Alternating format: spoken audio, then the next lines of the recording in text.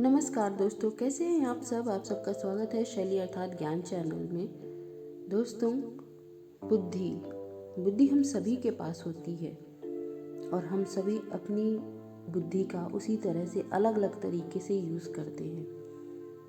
चालाकी करना या ईमानदारी करना, फिर तो ये हमारे केवल अपने संस्कारों पर निर्भर करता है। लेकिन चालाकी ज़्यादा दिन नहीं चलती।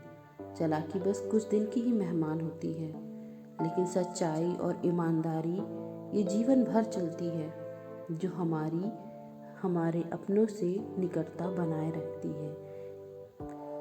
दोस्तों, कोई भी हो जिंदगी में, मंजिल को मन लगा के अगर काम करेगा तो अपनी मंजिल को हासिल तो कर ही लेगा, क्योंकि ये ठोकरें इतनी भी कोई जहर नहीं है जो इन्हें खाकर कोई मर जाए। इसलिए अपनी मेहनत और कोशिशों को कायम रखिए, बस हौसला बनाए रखिए।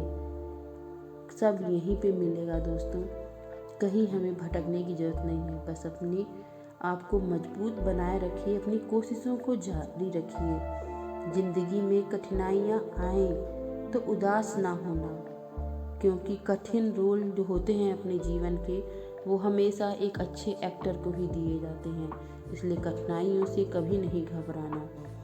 और सवाल घमंड का नहीं है, इज्जत का है। सवाल घमंड का नहीं, इज्जत का है।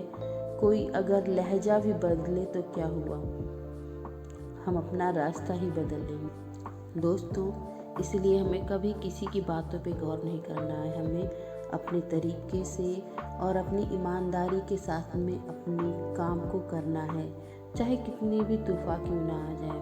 बस अपनी कोशिशों पर और अपने उस परम पिता परमात्मा पर विश्वास रखना है, क्योंकि वही सब कुछ है। जिसके पास कुछ नहीं होता वो उसकी झोली भर देता है, इतनी कि फिर उसे कभी कोई शिकायत ना हो ईश्वर से।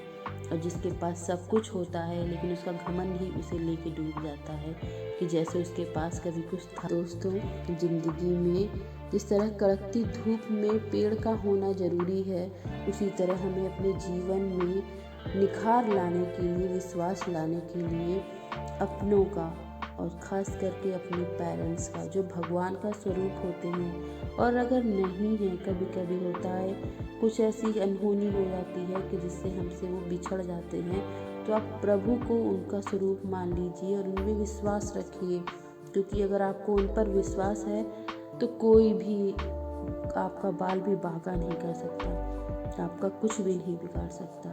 तो दोस्तों, बस आस्था और विश्वास हमेशा बनाए रखिए, कभी भी उदास मत होइए। बारिश की बूंदें